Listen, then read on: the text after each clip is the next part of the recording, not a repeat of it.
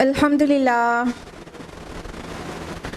अल्हम्दुलिल्लाहि रब्बिल आलमीन वस्सलातु वस्सलामु अला रसूलिहिल करीम व अला आलिहि व अस्हाबिहि अजमईन अम्मा बअदु अऊज़ु बिल्लाहि मिनश शैतानिर रजीम बिस्मिल्लाहिर रहमानिर रहीम या अय्युहन नासु क़द जाअतकुम मौइज़तुम मिर रब्बिकुम व शिफ़ाउल लिमा फ़िस सुदूर व हुदन व रहमतुल लिल मुमिनीन बिस्मिल्लाहिर्रहमानिर्रहीम रब्बिश्रह ली सदरी व यस्सिर ली अमरी वहलुल उक़दतम मिन लिसानी यफ़क़हू क़ौली।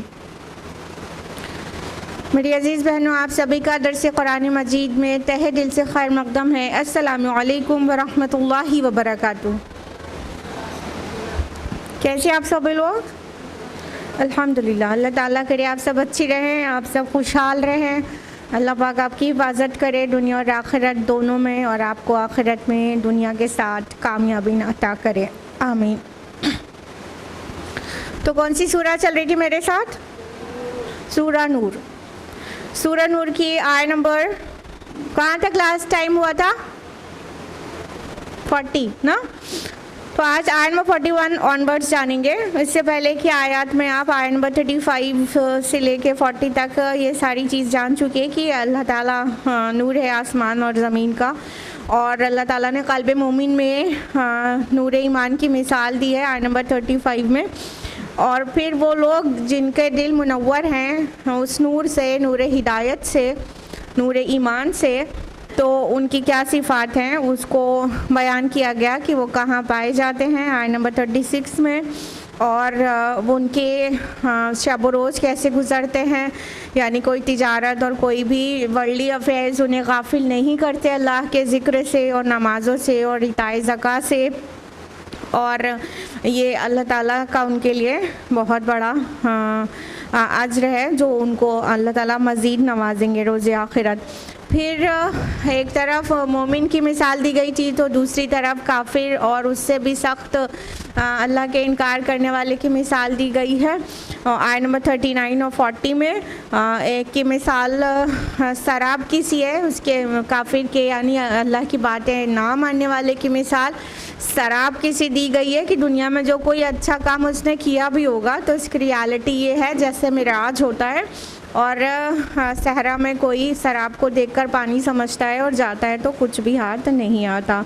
इसी तरह जो लोग ईमान नहीं रखते लेकिन कोई अच्छे भी काम करेंगे तो वो रोज़े आखिरत उसका बदल नहीं पाएंगे, हालांकि वो सोच रहे होंगे कि उनको उसका अज्र मिलेगा। आयत नंबर 40 में ऐसे काफिर की मिसाल दी गई है जो जिसके अंदर कोई भी खैर का पहलू ही नहीं, बस अंधेरा ही अंधेरा है उसकी लाइफ में, और उसको गहरे समंदर से मिसाल देकर समझाया गया है। तो आज हम लोग आयत नंबर 41 ऑनवर्ड्स तफसील से जानेंगे। औज़ु बिल्लाहि मिनश शैतानिर रजीम बिस्मिल्लाहिर रहमानिर रहीम। आयत नंबर 41 अलम तरा अन्नल्लाह युसब्बिहु लहू मा फिस समावाति वल अर्द। क्या तुम देखते नहीं हो कि अल्लाह की तस्बीह करते हैं जो कोई आसमानों और ज़मीन में है। वत्तैरु सॉफ़ात कुल्लुन क़द अलिम सलातहु व तस्बीहहु। और परों को फैलाए हुए परिंदे भी हर एक ने जान लिया अपनी नमाज और तस्बीह। वल्लाहु अलीमुम बिमा यफ़अलून। और अल्लाह खूब जानता है जो वो करते हैं। अब यहाँ पर भी बहुत अहम बात हो रही है। अल्लाह सुब्हानहू व तआला फरमा रहे हैं कि आसमान और ज़मीन में जो कोई भी हैं, सब के सब मखलूक, कोई भी जिसको हम सोच समझ रहे हैं वो मतलब शौरी मखलूक भी नहीं है, वो सब भी अल्लाह ताला की तस्बीह करते हैं। और ना सिर्फ आसमान में और ज़मीन में बल्कि आसमान और ज़मीन के दरमियान भी जो कुछ है सब अल्लाह की तस्बीह करते हैं। और जो परिंदे हैं उनकी मिसाल दी गई आसमान और ज़मीन के बीच में कौन है? परिंदे वो हवा में उड़ते रहते हैं, जब वो पर खोले हवा में उड़ रहे हैं तो वो भी एक्चुअली अल्लाह की तस्बीह करते हैं। और अल्लाह ताला फरमा रहे हैं कि हर एक अपनी तस्बीह को जानता है, अपनी सलाह को जानता है। दो अल्फाज आए हैं सलातहु व तस्बीहहु, वो अपनी सलाह और तस्बीह को जानते हैं, पहचानते हैं। तो अल्लाह की तस्बीह अव्वलन हमें ये जानना चाहिए तस्बीह का माना क्या होता है। तस्बीह का अगर on the whole Islamic terminology में माना जानेंगे तो तस्बीह से मुराद है पाकी बयान करना। तो तो अल्लाह ताला की पाकी बयान करते हैं जो कुछ भी है आसमानों और ज़मीन में। और जब अल्लाह ताला कह रहे हैं हर मखलूक अल्लाह की पाकी बयान करती है, तो अब उसमें कोई एक्सेप्शन नहीं रह गया कि कोई नहीं भी करता है। और आयत नंबर 44 ऑफ बनी इसराइल सेज कि कायनात की ऐसी कोई भी चीज़ नहीं है जो अल्लाह की तस्बीह और तहमीद ना कर रही हो, लेकिन तुम लोग उनकी तस्बीह को नहीं समझते, तुम उसका इदराक और शऊर नहीं रखते। यानी जो दूसरी मखलूक़ात हैं उनकी तस्बीह का हमें शऊर नहीं, हम समझ नहीं पाते वो क्या तस्बीह कर रहे हैं। और हम लोग तस्बीह करते हैं तो कहते हैं सुभान अल्लाह, तो हम समझते हैं कि हम तस्बीह कर रहे हैं, नहीं। लेकिन सारी की सारी मखलूक़ात आसमान और ज़मीन की और उनके दरमियान की, वो सब के सब अल्लाह की मखलूक ऐसी हैं जो अल्लाह की तस्बीह करती हैं और अल्लाह को सजदा करती हैं। क्योंकि हम सजदे में भी तो तस्बीह ही किया करते हैं ना, जब सजदे में जाते हैं तो तस्बीह तो पढ़ते हैं ना। तो हाँ, सुभान रब्बियल आला सलाह में हम ये यूजुअली ये पढ़ा करते हैं। तो वो जो भी है अल्लाह ताला की मखलूक़ात सब अल्लाह ताला की हम तो तस्बीह में मशगूल हैं।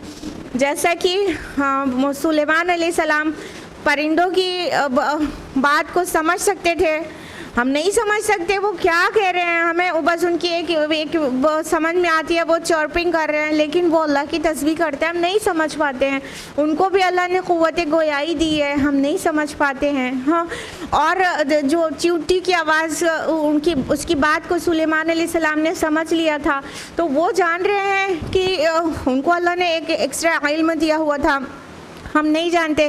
तो अल्लाह ताला ने जो दीगर मखलूक़ात की तस्बीहात हैं उसके लिए कहा है तुम नहीं समझ सकते हो। और सबको अपनी अपनी तस्बीह और अपनी अपनी सलाह, नमाज या अल्लाह के आगे उसकी बुज़ुर्गी बयान करना और उसके आगे झुकना और उसकी याद करना, उसकी याद में जीना, वो सारी मखलूक़ात को आता है। तो सब ने अपनी अपनी तस्बीह जान ली है।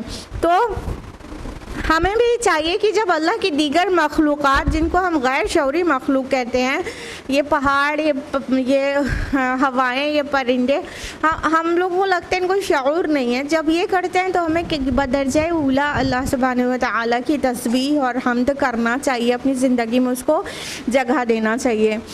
दूसरा माना ये भी हुआ कि हर एक चीज़ कायनात की अपने ज़ुबान हाल से अल्लाह की तस्बीह बयान कर रही है।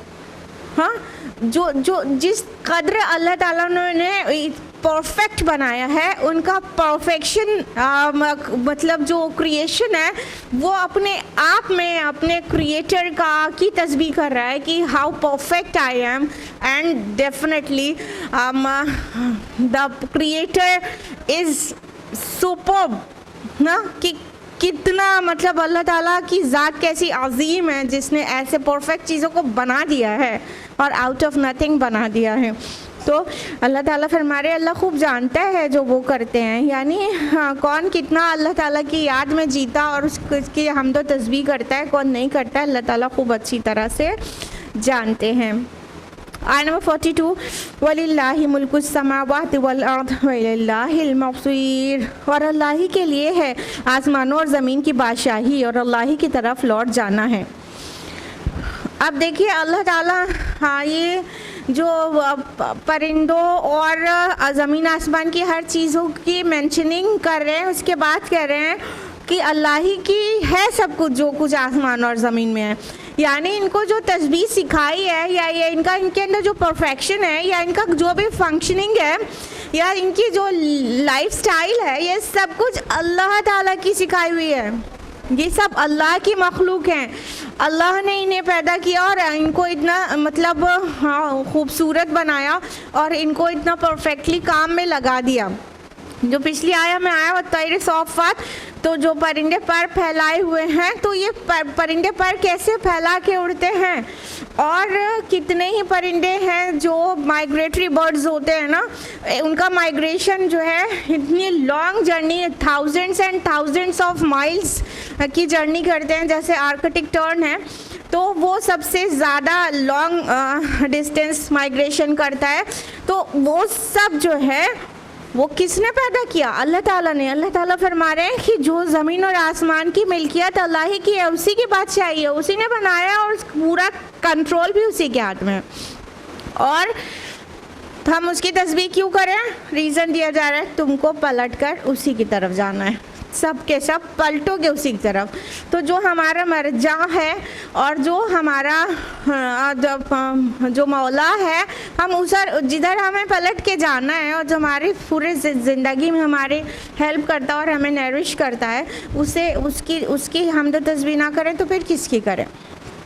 आयत नंबर 43, अलम तरा अन्नल्लाह युज़्जी सहाबा, क्या तुम देखते नहीं हो कि अल्लाह हाँक कर लाता है बादलों को, तुम युअल्लिफु बैनहुम तुम यजअलहु रुकामा, फिर वो उन्हें आपस में जोड़ देता है, फिर उन्हें तह बतह कर देता है। फतरल बदक़ यख़रुजु मिन खिलालिह, तो तुम देखते हो कि बारिश उनके दरमियान से बरसती है।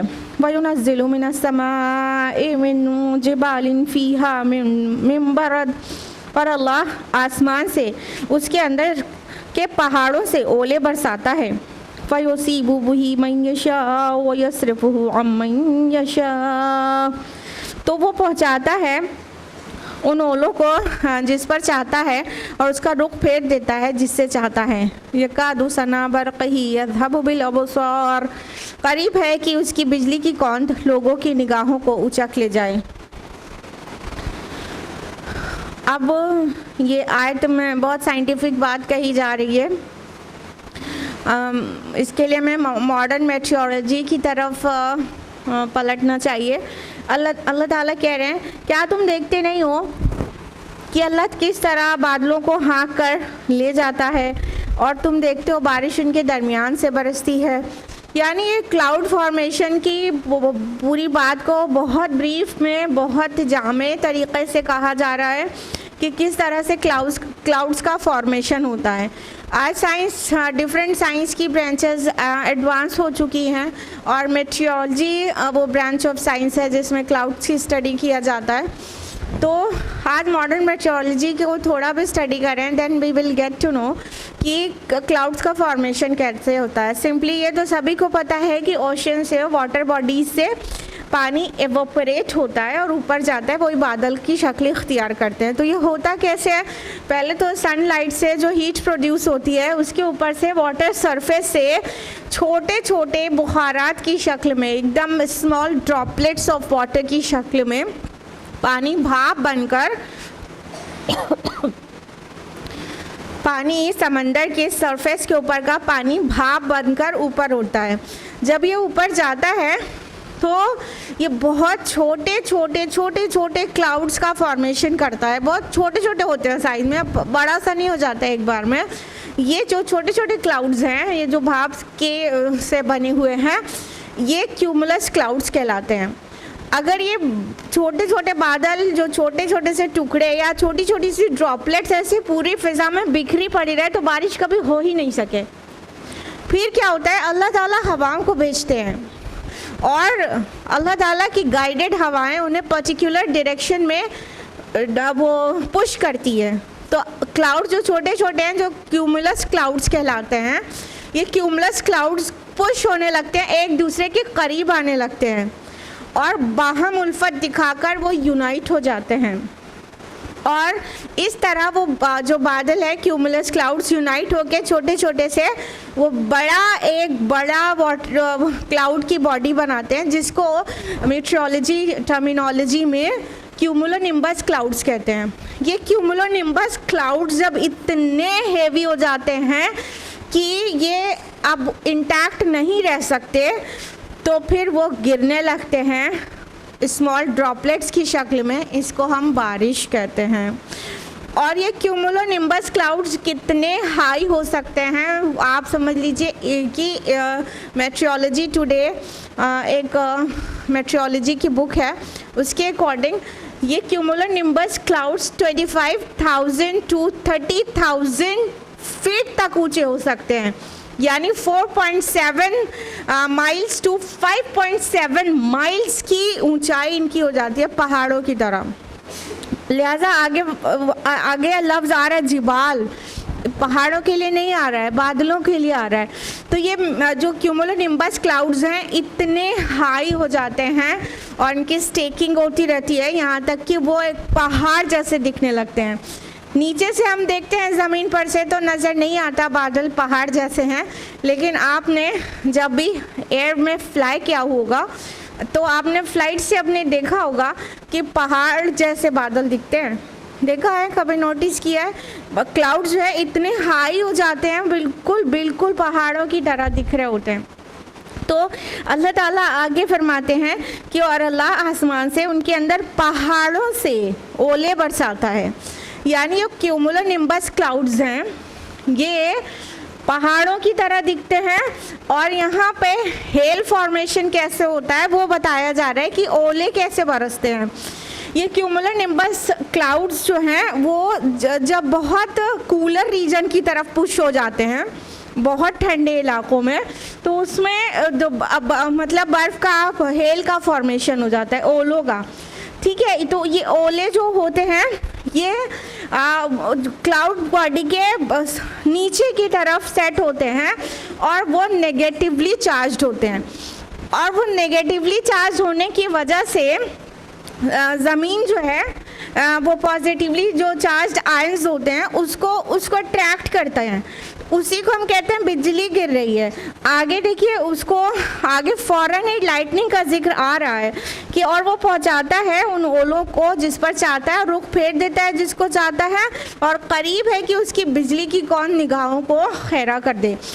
यानी कि ऐसा साफ पता चल रहा है कुरान से कि जो क्यूमुलोनिम्बस क्लाउड्स वो जो बहुत ज़्यादा स्टेकिंग हो जाती है और ओले वाले जो बादल होते हैं उनसे बिजली का कोई डायरेक्ट कनेक्शन है, जो बिजली चमकती है। तो मेट्रोलॉजी टुडे इसको क्लियर करती है कि हाँ, वो जो कूलर रीजन में जो बादल बहुत हाई होते हैं उनमें जो हेल फॉर्मेशन हो जाता है, ओले बन जाते हैं, तो उन ओले वाले बादलों से ही बिजली गिरती है, क्योंकि वो उसका जो नीचे का सरफेस होता है वो नेगेटिवली चार्ज होता है और ऊपर जो पहाड़ जैसा है तो टॉप पर पॉजिटिवली चार्ज आयन ऊपर मूव कर जाते हैं टेम्परेचर चेंजेस की वजह से और बहुत सारे और केमिकल प्रोसेसेस की वजह से।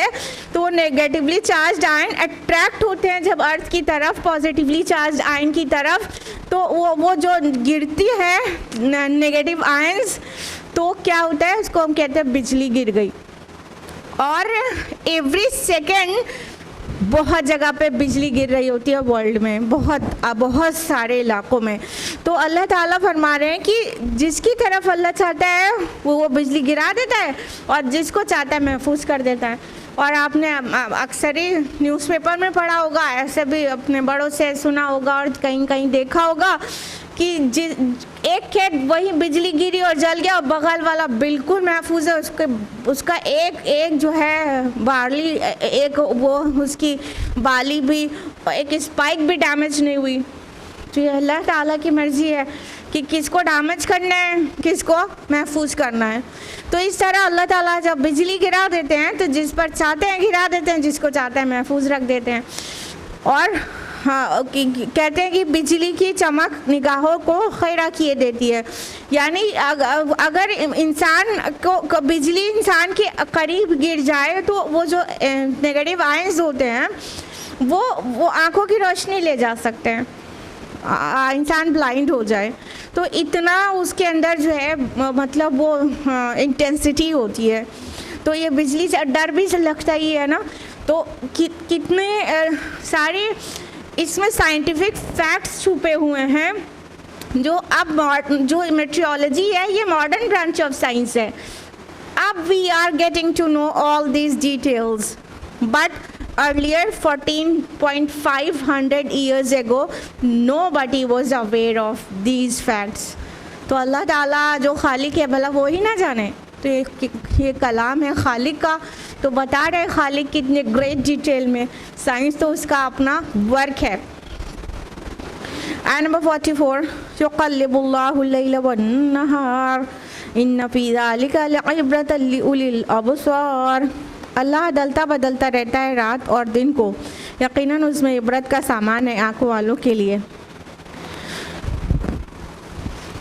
अब अल्लाह ताला ये जो साइंस जिसको हम कहते हैं, ये साइंस में हमारे लिए सामान्य इबरत दे रहा है कि अगर गौर फिक्र करो तो तुम्हारे लिए इसमें बहुत कुछ है, आंखों वालों के लिए बहुत हिदायत और इबरत का सामान है।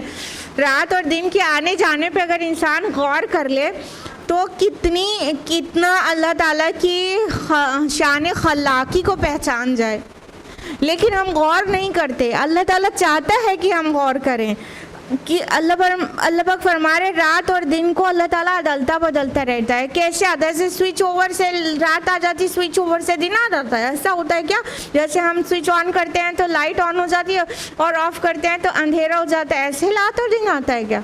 कितने अजीम तरीक़े पे ये चीज़ें चल रही हैं ना कि हमारी अर्थ जो है अपनी एक्सिस पे घूमती रहती है और ग्रेजुअली घूमती है, और सूरज का जो एक्सपोज्ड एरिया रहता है वो दिन रहता है, और वो घूमती घूमती सूरज के ऑपोजिट चला जाता है तो वो रात आ जाती है।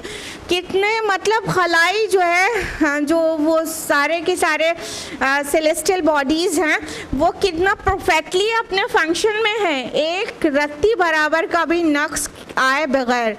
आप आज अगर 8 सितंबर है तो 8 सितंबर को जिस दिन सनराइज़ जितने बजे हुआ है तो नेक्स्ट ईयर भी सनराइज़ 8 सितंबर को उतने ही बजे होने वाला है ना। यानी इतना परफेक्टली चीज़ें हो रही हैं कि एक सेकंड भर का भी फ़र्क नहीं आता है किसी चीज़ में, तो सब बिल्कुल स्मूथली होता चला जाता है। तो अगर हम इस पर गौर फिक्र करें तो अल्लाह ताला फरमाते हैं कि आँखों वालों के लिए इबरत का सामान है, लेकिन इन आँखों की बात नहीं की जा रही है। ये आँखें तो बहुत सौ की इतनी फटी फटी खुली हैं मगर फिर भी उन्हें कुछ भी सामान इबरत नज़र नहीं आता, उन्हें खुदा नज़र नहीं आता। ये विज़न वाली आँखों की बात हो रही है कि जिसके पास इन आँखों के साथ साथ विज़न भी होगा, बसारत के साथ साथ बसीरत भी होगी, बिना बसीरत के नज़र नहीं आएगा। तो ये चीज़ें जब गौर करेगा तो इंसान बसीरत पैदा होगी ना। Usually we do not ponder over the science of Allah सुब्हानहू व तआला। This is the problem, because whenever we are free then we are busy with this device. This is the problem. हम कुछ भी नहीं सोच रहे होते, जब भी हम फ्री होते हैं फ़ौरन इसके साथ इंगेज हो जाते हैं। अभी हमें गौर फिक्र का वक्त ही नहीं है, बस सिंपली नहीं है। लेकिन जब होना ये चाहिए कि हम रात में, दिन में, सुबह में, किसी वक्त भी फ्री हो तो अल्लाह ताला की साइंस पर गौर फिक्र करें कि अल्लाह ताला ने कितनी हर एक चीज़ परफेक्टली बनाई है और सब की सब चीज़ हमारी सर्विस में लगी हुई है। तो इससे काफ़ी हिदायत खर्च करेंगे और अल्लाह के फरमा बरदार हो जाएंगे। जब अल्लाह को पहचान जाएंगे, reality is this, you know my beloved sister, we do not know what our lord is. The problem is this. जब हम अल्लाह ताला को पहचान जाएंगे ना तो हम उसकी ऐसी मानेंगे ना जैसी मानने का हक़ है। जब हम अल्लाह ही को नहीं पहचानते तब सारा मसला वहीं पर है ना, फिर वैसे कैसे फरमा बरदारी करेंगे। तो अल्लाह को पहचानने के लिए उसकी खिलकत में गौर फिक्र करना बहुत ज़रूरी है, और अपने आप हम नहीं करते तो अल्लाह ताला कुरान में बार बार हमको इस चीज़ की दावत देते हैं। आयत नंबर 45, अल्लाहु खलक़ कुल्ल दाब्बतिन मिम्मा फ़मिनहुम मन यमशी अला बतनी, और अल्लाह ने बनाया है हर जानदार को पानी से, तो उनमें से कुछ ऐसे हैं जो अपने पेट के बल चलते हैं। वमिनहुम मन यमशी अला रिजलैन, और उनमें से कुछ वो हैं जो 2 टांगों पर चलते हैं। वमिनहुम मन यमशी अला अर्बा, और उनमें से कुछ ऐसे हैं जो 4 टांगों पर चलते हैं। यख़्लुक़ुल्लाहु मा यशा इन्नल्लाह अला कुल्लि शैइन क़दीर, अल्लाह पैदा करता है जो चाहता है, यकीनन अल्लाह हर चीज़ पर कादिर है। देखिए अब साइंटिफिक बातें आती चली जा रही हैं। अब इससे पहले मेट्रोलॉजी की बात हुई, फिर एस्ट्रोनॉमी की बात हुई, अब वो ज़ूलॉजी की बात हो रही है। ठीक है, अल्लाह ताला फरमा रहे हैं अल्लाह ताला ने हर एक चीज़ को पानी से बनाया है। सुभान अल्लाह। हम लोग इतने बेवकूफ़ हैं, अगर हम लोग कुरान लेकर उठें और रिसर्चेस करें तो सारा जवाब तो कुरान ने मतलब हमें कंक्लूजन दे दिया था, बस हमें एक हाइपोथेसिस फ्रेम करके उस पर रिसर्च करने की ज़रूरत थी। रिज़ल्ट हमारा आउट हो चुका था। लेकिन यही बातें आज वेस्टर्नर्स कह रहे हैं कल जब हम कुरान को हाथ में लिए हुए थे तो हम बहुत अच्छे अच्छे साइंटिस्ट हुआ करते थे, लेकिन हमने इधर 500-600 साल से बिल्कुल ही छोड़ दिया इस काम को, यानी साइंटिफिक रिसर्चेज एंड ऑल। देखिए अल्लाह ताला कितना वाज़े बता रहे हैं। अल्लाह ताला ने हर एक चीज़ को और एक जगह पे फरमाया सूरह अंबिया सूरह में 21 30 में कि अल्लाह ताला ने 30-31 में कि हर जानदार को पानी से पैदा किया है। तो अल्लाह ताला ने हर चीज़ को पानी से पैदा किया है। आज साइंस हमको बता रही है, मॉडर्न बायोलॉजी हमको बता रही है कि जो ह्यूमन सेल है, ह्यूमन सेल नहीं, लिविंग बीइंग के जो भी जितने भी लिविंग ऑर्गेनिजम्स हैं उनकी जो सेल है उसका अक्सर हिस्सा अप्रॉक्स 70% ±70% कह सकते हैं, वो उतना पोर्शन जो है क्या है, प्रोटोप्लाज्म है, साइटोप्लाज्म जो सेल में स्कैटर्ड है, और जो न्यूक्लियस में है वो है न्यूक्लियोप्लाज्म, दोनों को मिला के प्रोटोप्लाज्म कहते हैं। तो प्रोटोप्लाज्म एक्चुअली क्या है? पानी है। यही वजह है कि कोई भी लिविंग बीइंग बिना पानी के नहीं जी सकता, क्योंकि उसकी बॉडी ही पूरी पानी है। तो हमारी और सारे लिविंग बीइंग्स पानी से बनाए गए। अल्लाह ताला यहाँ पे की दे रहे हैं हमको कि अगर हमने रिसर्चेस किया होता तो आज साइंस के डेवलपमेंट्स जो हैं वो हमारे घर जगमगा रहे होते। तो फरमाया अल्लाह ने हर एक चीज़ को पानी से पैदा किया है, लेकिन हम उसकी शान खलाकी देखिए। फरमाया तो उनमें से कुछ है जो अपने पेट के बल चलते हैं, यानी सारे reptilians, snakes and snake family ना, सारे रेप्टाइल्स हैं जो वो कैसे चलते हैं? अपने पेट के बल चलते हैं, यानी वही पानी से बने हैं। और फिर फरमाया कि कुछ हैं 2 टांगों पर चलते हैं, ह्यूमन बीइंग खुद, चिंपैंजी और ऑल काइंड्स ऑफ बर्ड्स जब वो ज़मीन पे होती हैं तो वो उनके जो 2 लेग्स होती हैं वो 2 टांगों में चलते हैं। अल्लाह ताला आगे कह रहे हैं और कुछ 4 टांगों पे चलते हैं। इनमें तो मवेशी और सारे के सारे जानवर की बहुत बड़ी तादाद 4 टांगों वाली है, ये 4 टांगों पे चलते हैं। अल्लाह ताला कह रहे हैं जो चाहते हैं पैदा करता है। गौर करने की बात यह है कि सबको पानी से पैदा किया है, और वैरायटी देख लीजिए। जब डिटेल में जाएंगे, जब माइक्रोस्कोप में स्टडी करेंगे तो वही हम पाएंगे प्रोटोप्लाज्म में और ह्यूमन सेल में और प्लांट सेल में थोड़े से डिफरेंस है, बट वो जो मेजर पोर्शन है वो ±70% वो प्रोटोप्लाज्म है, सब में वही है। फिर भी कोई का फंक्शन लाइफ का कैसा है, कोई की हैयत कैसी है, कोई का शक्ल कैसी है, रंग कैसा है, आवाज़ कैसी है, सब अलग अलग है।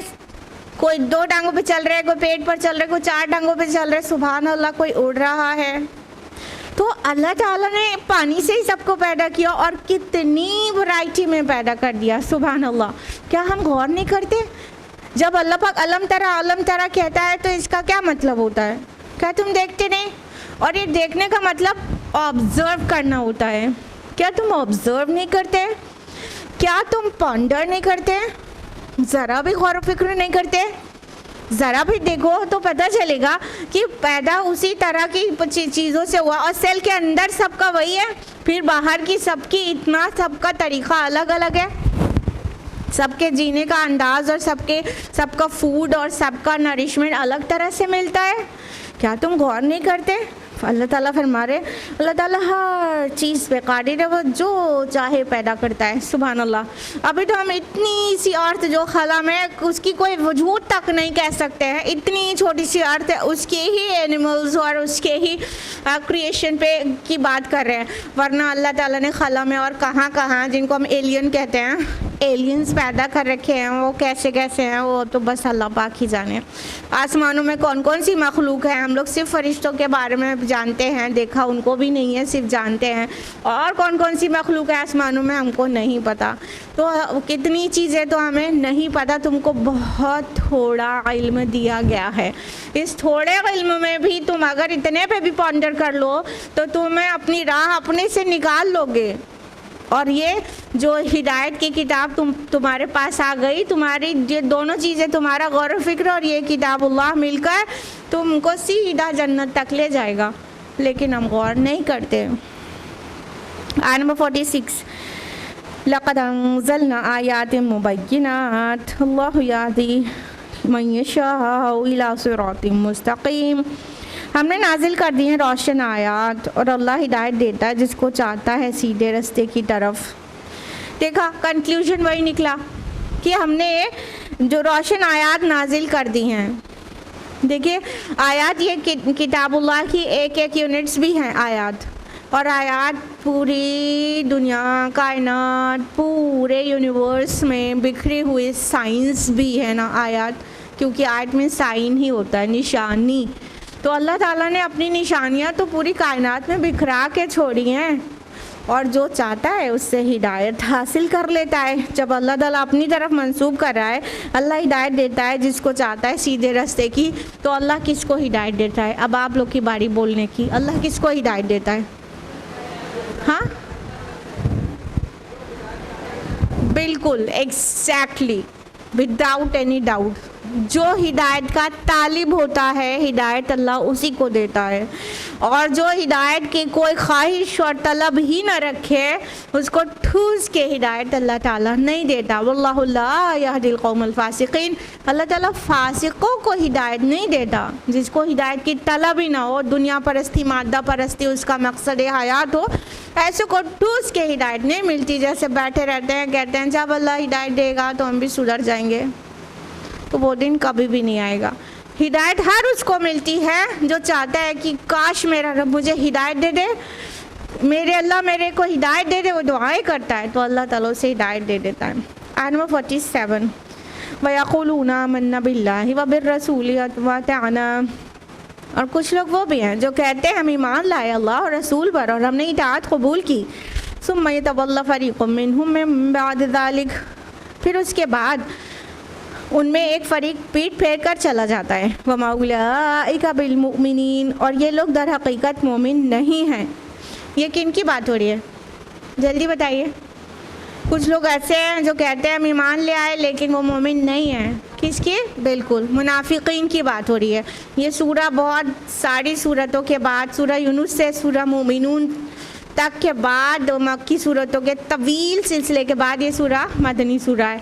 इसलिए आप सूरा यूनुस से सूरा मोमिनून तक मक्की सिलसिले में आप कहीं मुनाफिकीन का जिक्र नहीं पाएंगे, चूँकि ये सूरा मदनी सूरा है। अब यहाँ मुनाफिकीन का तज़किरा बहुत बीच में आ गया है, क्योंकि जो शुरू की आयत में आपने सुना था ना वाक़या इफ़्क वाला, आयशा रज़ियल्लाहु अन्हा पे बहतान लगाया गया था, तो वो भी मुनाफिकीन की हरकत थी। यानी ये जो सूरा है रसूलुल्लाह सल्लल्लाहु अलैहि वसल्लम के मदीना पीरियड के सबसे बीच में नाजिल हुई सूरा है। 6 हिजरी में नाजिल हुई सूरा है, और 6 हिजरी का मतलब बीच में, बिल्कुल मदीना पीरियड जो है आप सल्लल्लाहु अलैहि वसल्लम का, उसके दरमियान में पड़ा हुआ साल।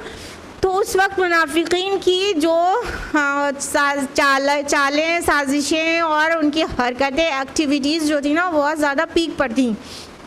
तो यहाँ पर जिक्र किया जा रहा है, बाज़ लोग ऐसे हैं जो कहते हैं हम ईमान लाए और हमने इताअत कबूल की, यानी ज़ुबान से तो कहते हैं समिअना व अताना, आमन्ना समिअना व अताना कहते हैं ज़ुबान से, लेकिन क्या करते हैं जब उनको मतलब रसूल की तरफ एक्चुअली बुलाया जाता है तो पीठ दिखा देते हैं और फरार हो जाते हैं। और अल्लाह ताला कह रहे हैं ये मोमिन नहीं है। अल्लाह ताला डिक्लेयर कर रहे हैं ये हरगिज़ मोमिन नहीं है। और सूरह मुनाफिकून में कहा कि ए नबी, ये मुनाफिकीन आपके पास आते हैं और कहते हैं कि मतलब हम अल्लाह की कसम खाकर कहते हैं कि आप अल्लाह के रसूल हैं। तो हाँ, आप अल्लाह जानते हैं आप अल्लाह के रसूल हैं, लेकिन ये झूठे हैं। यानी ये दिल से ये बातें कह ही नहीं रहे हैं, दिल से नहीं कह रहे हैं, ज़ुबान है जो इनकी अदा कर रही है। तो अल्लाह ताला declares them they are not मोमिन at all, they are not believers. आयत नंबर 48, वइज़ा दुऊ इलल्लाहि व रसूलिही लियहकुम बैनहुम इज़ा फ़रीक़ुम मिनहुम मुअरिदून, और जब उन्हें बुलाया जाता है अल्लाह और उसके रसूल की तरफ कि उनके माबैन फ़ैसला करें, तो उस वक्त उनमें से एक गिरोह कन्नी का इतराज़ आता है। देखिए यहाँ से ये लिटमस टेस्ट होता है। ज़ुबान से ईमान का दावा करना इट्स क्वाइट सिंपल। कोई भी कहते हैं अशहदु अल्ला इलाहा इल्लल्लाह व अशहदु अन्ना मुहम्मद रसूलुल्लाह, हो गया मुसलमान। हाँ, this is so simple and easy. Test इंसान का क्या है कि हर एक बात में रब और रसूल की माने और मान लिया तो हकीकतन में मोमिन है। मतलब ला इलाहा इल्लल्लाह के कुछ तकाजे हैं और मुहम्मदुर रसूलुल्लाह कह देने के कुछ तकाजे हैं। जब उन तकाज़ों को पूरा करेगा तो कोई मोमिन होना क्वालिफाई कर रहा है, और जब उन तकाज़ों को पूरा नहीं कर रहा है तो वो मोमिन नहीं है। अल्लाह ताला फरमा रहे हैं कि जब उन्हें बुलाया जाता है अल्लाह के रसूल की तरफ कि हाँ, जो अल्लाह का रसूल उनके दरमियान फ़ैसला कर दे, तो उस वक्त वो एक गिरोह कन्नी कतरा जाता है। अब यहाँ पे देखिए कि बुलाया जाएगा, फ़ैसला कौन करेगा? रसूल करेंगे ना, रसूल करेंगे ना फ़ैसला। लेकिन कहा जा रहा है इज़ा दुउ इलल्लाहि व रसूलिही, जब अल्लाह और रसूल की तरफ बुलाया जाता है। इससे नबी सल्लल्लाहु अलैहि वसल्लम की शान कितनी उभर के सामने आती है कि नबी सल्लल्लाहु अलैहि वसल्लम के फ़ैसले अल्लाह के फ़ैसले हैं। वो अल्लाह के हुक्म से फ़ैसले करते हैं, वो अल्लाह के हुक्म से बोलते हैं, वो कोई भी मतलब इनजस्टिस वाली बात नहीं करते हैं। वो हक़ के साथ फ़ैसला करते हैं, उस तरह का फ़ैसला करते हैं जो अल्लाह ताला की गाइडेंस में होता है। तो कितना प्यारा अंदाज़ है कि जब अल्लाह और रसूल की तरफ उन्हें बुलाया जाता है कि रसूल फ़ैसला कर दे, सुभान अल्लाह। तो क्या करते हैं ये मुनाफिकीन? ये निकल जाते हैं। क्यों निकल जाते हैं? क्योंकि ये सोचते हैं कि जब ये खुद गलत होते हैं, मुनाफिकीन जब मतलब रॉन्ग डूइंग्स पर होते हैं और उनसे कहा जाता है कि चलो अल्लाह के नबी से फ़ैसला करवा लो मसला जो तुम्हारा है, तो नहीं आते। क्यों? जान रहे हैं गलत हम है तो हमारे ख़िलाफ़ पड़ जाएगा फ़ैसला। चले जाते थे यहूद के स्कॉलर्स के पास, क्योंकि ये मतलब कुछ टाइम ऐसा बिल्कुल गुज़रा है जब यहूद के पास भी उनके भी बड़े बड़े आलिम और बड़े बड़े मतलब अहबार, उनके उलमा को अखबार कहा जाता है ना, उनके बड़े बड़े आलिम और अखबार वो फ़ैसले भी करते थे। भाई मदीना में उनकी भी पोजीशन थी, तो बहुत सारे लोग इंक्लूडिंग जो मुस्लिम जो मुनाफिकीन है, सो कॉल्ड मुस्लिम, वो यहूद के पास चले जाते थे फ़ैसला कराने के लिए। क्यों? क्योंकि जान रहे थे कि वहाँ पर कुछ देर जिला के अपने हक़ में फ़ैसला हो जाएगा। और यहाँ नबी सल्लल्लाहु अलैहि वसल्लम को कुछ भी दिया नहीं जा सकता फ़ैसला कराने के एवज़ में ना, अपने लिए नाइंसाफ़ी वाला फ़ैसला नहीं हो पाएगा इस जगह पे, तो नहीं आते थे, निकल जाते थे। तो अल्लाह ने इसको क्राइटेरिया टू जज बना दिया कि ये ईमान वाले हैं या नहीं हैं। तो ऐसे लोग ईमान वाले नहीं हैं जिनके दरमियान अल्लाह का रसूल हो और फ़ैसले कहीं और लेके जाएं। और इसको तागूत से मेंशन किया गया है ना सूरा निसा में, आया नंबर 49 में है, मन यकुम लहुमुल हक़ यातू इलैहि मुज़निन, और अगर हक़ उनके लिए हो तो वो आते हैं रसूल की तरफ बढ़कर इताअतकेश बनकर। अब देखिए क्या करते थे, जब वो हक़ पर हो और कोई सामने वाला झगड़ालू, सामने वाला जालिम हो, तब बड़े शौक़ से रसूलुल्लाह के पास आ जाते थे। क्यों? अब जान रहे हैं जो फ़ैसला होगा वो हमारे हक़ में हो जाएगा। तो ये जो है रसूल की इताअत थोड़ी नहीं हुई, ये इस्लाम नहीं है कि जब हमारे फेवर में चीज़ आए तो हम इस्लाम रसूल की इताअत और इत्तिबा के जो है वो दम भरे और दावे करें, और जब चीज़ें हमारे ख़िलाफ़ पड़े तो हम पीठ दिखा दें। इस्लाम में ये नहीं है। क्या है? या अय्युहल्लज़ीना आमनू उदखुलू फ़िस्सिल्मि काफ़ा, ए ईमान वालों दाखिल हो जाओ इस्लाम में पूरे के पूरे। सूरा बकरा सूरा नंबर 2 आयत नंबर 208 कि जब तक फ़ैसला अपने हक़ में हो, अपने ख़िलाफ़ हो, हमारे मफाद के आन मुताबिक हो, हमारे मफाद के ख़िलाफ़ हो, हमारी मर्ज़ी और ख्वाहिश के मुताबिक हो या ख़िलाफ़, इन सब से ऊपर उठकर इस्लाम को फॉलो नहीं किया जाएगा, तब तक कोई मुस्लिम नहीं बन सकता है और ईमान का दावा तो कतई नहीं कर सकता है। हमारी सोसाइटी में भी यही मफाद वाला इस्लाम फॉलो किया जाता है। जब इस्लाम के क़वानीन हमारे ज़ाहिरी और दुनियावी फ़ायदे के लिए होते हैं तो हम इस्लाम का झंडा लेके खड़े हो जाते हैं और हम चाहते हैं कि इस्लाम फ़ॉलो किया जाए। लेकिन जब हमारे ख़िलाफ़ पड़ती है कोई बाजी को तो हम इस्लाम भूल जाते हैं, फिर हमें नहीं याद रहता। तो ऐसों को तो अल्लाह ताला ने खुलेआम कहा वमा उलाइका बिल मोमिनीन, ये मोमिन नहीं है, ये मोमिन नहीं है, इनके दिलों में ईमान नहीं है। बल्कि ये क्या है, जो तागूत के पास अपना फैसला कराने के लिए ले जाए वो मोमिन कैसे हो सकता है, वो तागूत है। आयत नंबर 50, अफ़ी क़ुलूबिहिम मरदुन अम इर्ताबू अम यख़ाफ़ू अन यख़ीफ़ल्लाहु अलैहिम व रसूलुहु, क्या उनके दिलों में रोग है या ये लोग शक में मुब्तला हैं या उन्हें अंदेशा है कि अल्लाह और उसका रसूल उनके साथ नाइंसाफ़ी करेंगे। बल उलाइका हुमुज़ ज़ालिमून, बल्कि हकीकत में यही लोग जालिम हैं।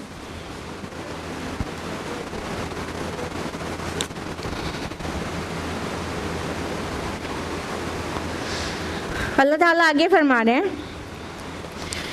3 चीज़ें कही गई। एक चीज़ अल्लाह पाक कह रहे हैं, मतलब ये मुनाफिकीन की जो हरकत है वो क्यों है, 3 पॉसिबल रीजंस हो सकते हैं। तीनों को मेंशन करके आखिर में बता दिया गया, ये तीनों में से कोई भी रीज़न हो ये पक्के के जालिम है, ये गुनाहगार हैं। क्या? सबसे पहले, क्या इनके दिलों में रोग है? क्या इनके दिलों में निफाक की बीमारी लग गई है? दिल इनके जंग आलूद हो गए हैं, निफाक आलूद हो गए हैं। दिल की बीमारी सबसे बड़ी निफाक ही है, और भी बहुत सारी बीमारी है, बुग़्ज़, कीना, हसद, लालच, तमा, ये सारे भी दिल की ही बीमारियां हैं। लेकिन दिल की सबसे बड़ी बीमारी क्या है कि वो है निफाक। तो अल्लाह ताला फरमा रहे हैं कि क्या इनको निफाक की बीमारी लग गई है, इनके दिल बीमार हो गए हैं, जो ऐसे खपती फ़ैसले कर रहे हैं कि रसूल से फ़ैसला कराने के बजाय कहीं और ले जा रहे हैं, या कंडीशनल रसूल के पास जा रहे हैं। जब अपना फेवर है तो रसूल, और जब अपने फेवर में उम्मीद नहीं है तो वहाँ से पीठ दिखा देते हैं। दूसरा पॉसिबल रीज़न हो सकता है, क्या ये लोग शक में मुब्तला है? क्या ये मोहम्मद अरबी सल्लल्लाहु अलैहि वसल्लम कह रहा है अना रसूलुल्लाह, तो इनको शक है कि वो रसूल हैं अल्लाह के और हक़ के साथ फ़ैसले करेंगे, और वो उनके पास वही आती है। क्या इनको इस बात पे शक है? मतलब निफाक की वजूहात क्या होती हैं? क्या इस बात पे शक है इंसान को कि अल्लाह की किताब है, और जो क्लेम करने वाला शख्स है वो झूठा क्लेम कर रहा है कि ये किताब अल्लाह की तरफ से नाज़िल हुई और माज़अल्लाह शैतान की तरफ से आई है, माज़अल्लाह अस्तग़फिरुल्लाह। नहीं, क्या इनको शक है? तो या तो इनके दिल में कोई बीमारी है, या तो फिर इनको शक होगा, या तीसरी बात ये कहा गई, या तो इन्हें अंदेशा अल्लाह और उसके रसूल इनके साथ नाइंसाफ़ी करेंगे। थर्ड पॉसिबल रीज़न क्या है कि क्या अल्लाह और रसूल भी हक़ के साथ फ़ैसला नहीं करेगा? अब देखिए यहाँ पे भी रसूल को बिल्कुल अल्लाह ताला के साथ मिला के लेके आया जा रहा है, क्योंकि अल्लाह के काम रसूल ही फॉलो करवाता है, अल्लाह के काम रसूल ही नाफिज करता है। इसलिए अल्लाह और रसूल एक साथ हैं। इसीलिए कुरान हकीम में no less than 12 different places पे अतीउल्लाह व अतीउर रसूल कहा गया है। सूरह आल इमरान सूरह नंबर 3 आयत नंबर 32, आयत नंबर 132, सूरह निसा सूरह नंबर 4 आयत नंबर 59, सूरह माइदा सूरह नंबर 5, सूरह अनफाल सूरह नंबर 8 आयत नंबर 20, और सूरह नूर ये प्लेस है जहाँ पे हम लोग अभी आगे पढ़ेंगे आयत नंबर 54 में, और सूरह मुजादिला में, सूरह कितनी ही सूरतों में अल्लाह ताला और रसूल की इताअत को एक साथ रखा गया। अतीउल्लाह व अतीउर रसूल, इताअत करो अल्लाह की और इताअत करो रसूल सल्लल्लाहु अलैहि वसल्लम की। मतलब इताअत के मामले में अल्लाह और रसूल को एक साथ रख दिया गया है। यहाँ तक कि सूरह निसा सूरह नंबर 4 आयत नंबर 80 में कहा गया मन युति रसूला फ़क़द अता अल्लाह, जिसने रसूल की इताअत की उसने अल्लाह की इताअत की।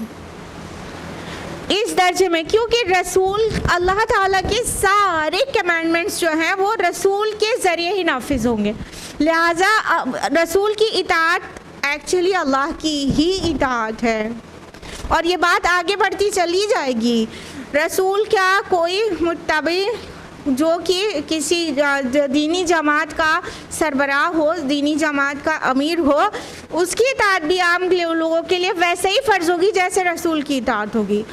वो अमीर जमात अपना कोई छोटे टास्क के लिए कोई और अपना रिप्रेजेंटेटिव चुन के अपॉइंट कर देगा, उसकी इताअत भी उसी दर्जे में फ़र्ज़ होगी।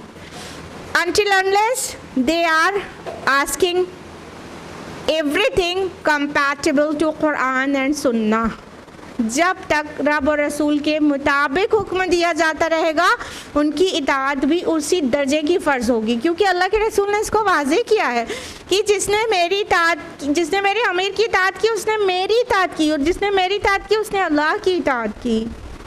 तो इताअत का मामला अपने सारे वर्ल्ड अफेयर्स की बात हो रही है। यहाँ दीन का मतलब सिस्टम ऑफ लाइफ है, अपना दीन कोई मजहब नहीं है जहाँ पर सिर्फ रिचुअल्स हैं और कुछ डोगमाज हैं, बस ख़त्म हो गया ना। अपना जो दीन है वो सिस्टम ऑफ लाइफ है, दीन है, मजहब नहीं है। तो ये सारे वर्ल्ड अफेयर्स की बात हो रही है कि किन्हीं दो लोगों में डिस्प्यूट है, वो लोग फैसला कराने आ रहे हैं अदालत की तरह पे। जुडिशरी है यहाँ पर मैटर, हाँ, यहाँ पे यह मैटर सिर्फ जो है वो नमाज रोज़े का नहीं है। यहाँ पे मसाइल तो समाजी मसाइल हैं कि अभी का जुडिशरी, ठीक है, मतलब हम फैसले वहाँ कराने ले जाते हैं। अल्लाह ताला की तरफ से जुडिशरी रसूल है, वो फैसला करेगा, और रसूल ने जो फैसले किए और उसके जो हमारे पास रिकॉर्ड्स मौजूद हैं वो सारे कवानीन शरीयत मौजूद हैं। उसकी रोशनी में आज का अमीर जो किसी जमात का होगा वो फैसला करेगा। तो लिहाजा हम अल्लाह ताला कह रहे हैं कि ये इन लोगों को क्या अंदेशा है कि अल्लाह और रसूल भी हक़ के साथ फैसला नहीं करेगा, तब कहाँ से फिर ईमान हुआ। तो चाहे रीज़न कुछ भी हो, रब और रसूल की इताअत ना करने का रीज़न कुछ भी हो, 3 रीज़न बताए गए ना आपको पहले कि क्या इनके दिल में बीमारी है, या फिर इनको शक है, या फिर इनको रब और रसूल की नाइंसाफ़ी का खदशा है इनको रब और रसूल की तरफ से। रीज़न कुछ भी हो, बल उलाइका हुमुज़ ज़ालिमून, बल्कि ये बिल्कुल ही जालिम है, ये सब के सब जालिम लोग हैं। जो लोग ऐसा सोचें और ऐसा करें, ये सब अपने ऊपर जुल्म कर रहे हैं। हर गुनाह वाक़अतन जुल्म है, किसी और पे जुल्म बाद में होगा, वो अपने आप पर जुल्म है। जब इंसान गुनाह कर रहा है तो वो अपने आप पर एक जुल्म कर रहा है, और वो उस जुल्म का जब वो देखेगा उसका नुकसान आखिरत में, तो उसे समझ आ जाएगा कि मैंने अपने ऊपर जुल्म किया था। लिहाजा ये जो हम कहते हैं ना रब्बना ज़लमना अनफुसना, अपनी बात कहने से पहले अल्लाह ताला से क्या कहते हैं, अल्लाह पाक हमने अपने ऊपर जुल्म कर डाला। तो गुनाह, हर एक गुनाह जुल्म है। तो ये सारे मुनाफिकीन का गिरोह, ये सब के सब जालिम है। अब आइए अपना इंट्रोस्पेक्शन करते हैं कि क्या ये दौरे नबवी की मुनाफिकीन की बात हो रही है कि सारे फैसले लेकर जाते थे किसी और के तरफ, तो बस वो मुनाफिकीन वो बड़े बुरे लोग थे। अरे वो तो मोमिन ही नहीं, अल्लाह ने तो उनको डिक्लेयर कर दिया है वो मोमिन नहीं। क्या हम लेकिन वो ज़ुबान से ये कहते थे ना ला इलाहा इल्लल्लाह मुहम्मदुर रसूलुल्लाह, कहते थे ना। आज हमारी सोसाइटी में जो मुसलमान हैं वो कैसे हैं? क्या ये ज़ुबान से जो कह रहे हैं ला इलाहा इल्लल्लाह मुहम्मदुर रसूलुल्लाह, क्या हकीकत में उसके सारे तकाज़ों को पूरा कर रहे हैं, खुसूसन इताअत वाले तकाज़े को पूरा कर रहे हैं? क्या हमारी सोसाइटी में ऐसे लोग नहीं हैं जो अपने हर मसले को कहीं और ले जाके हल कराते हैं, जबकि अल्लाह के नबी और किताबुल्लाह का फ़ैसला मौजूद है कुल्लम कुल्ला। हाँ, हमारा निकाह का तरीका हो तो कुछ और, सिवाय इजाब व कबूल के हमने उसको इतना सा उठा के अपने सिस्टम में डाल लिया है।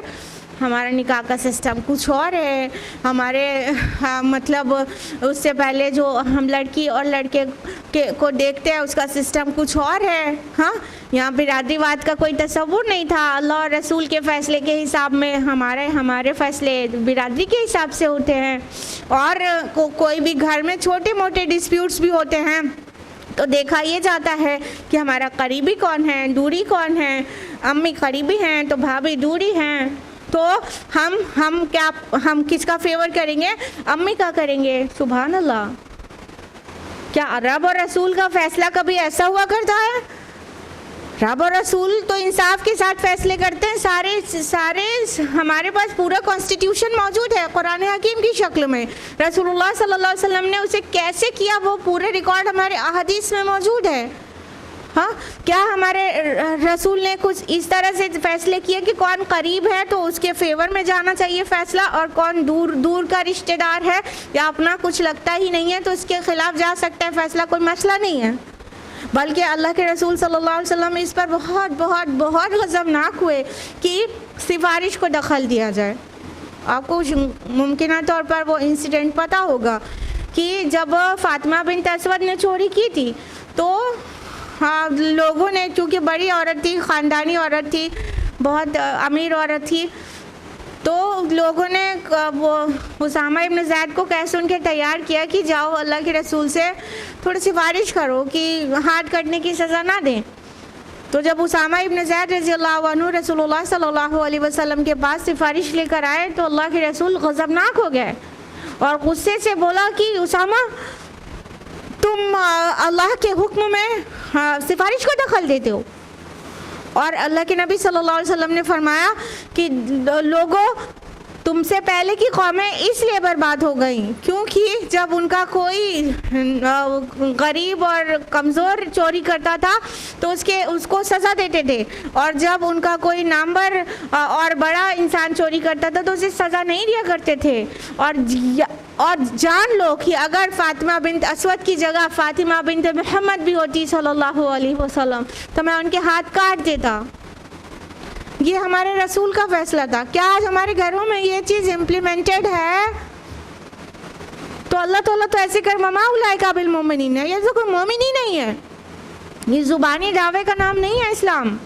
इस्लाम नाम है अमल का, और अमल होगा कुरान और सुन्नत की रोशनी में। और अगर अमल कुरान और सुन्नत की रोशनी में नहीं हुआ तो इस ज़ुबानी क्लेम से हम जन्नत में नहीं चले जाएंगे कि हम मोमिन हैं। अल्लाह पाक हम ला इलाहा इल्लल्लाह मुहम्मदुर रसूलुल्लाह कहते थे, मेरे अल्लाह, इतने से मोमिन नहीं हो जाएंगे। हमारे सारे अमाल जो हैं वो मुशाबहत रखते हैं मुनाफिकीन के अमाल से, और हम अपने आप को मोमिन समझे बैठे। वो भी तो मोमिन ही समझते थे ना।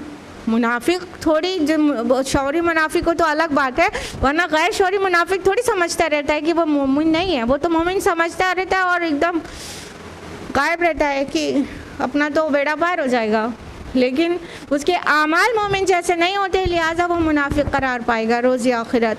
लिहाजा इताअत बिल्कुल बिल्कुल बिल्कुल फ़र्ज़ है। आयत नंबर 54 में आएगा आगे कि जब तुम इसकी इताअत करोगे तब ही हिदायत पाओगे। तो हिदायत का कोई रास्ता नहीं होगा सिवाय इताअत के।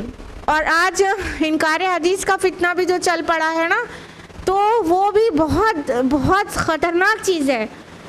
कैसे रसूल की इताअत करोगे जब हदीस का इनकार कर दोगे? आप कैसे रसूल की इताअत होगी? खाली कुरान पे बात करो, हदीस की बातें मत करो, क्योंकि सारे डिस्प्यूट्स हदीस से खड़े होते हैं। अच्छा, कैसे रसूल की इताअत कहाँ से होगी फिर?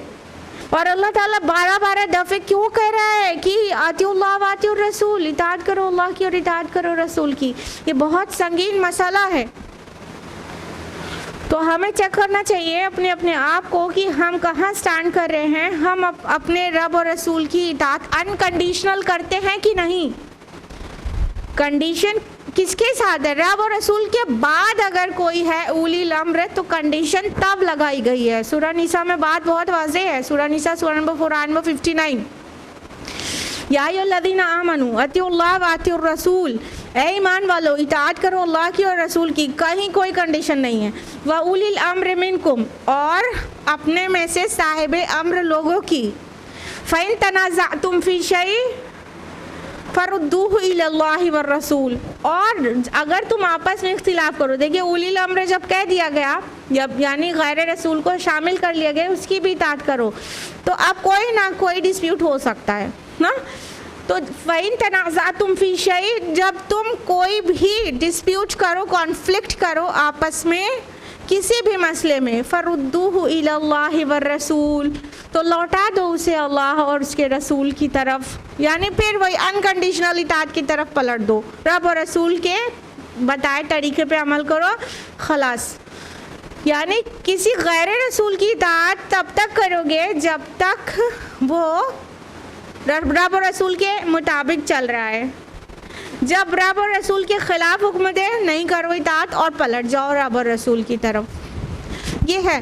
तो अतिउल्लाह व अतिउर रसूल अनकंडीशनल है, लेकिन उलिल अम्र कंडीशनल है, कंडीशनल ओबीडियंस है।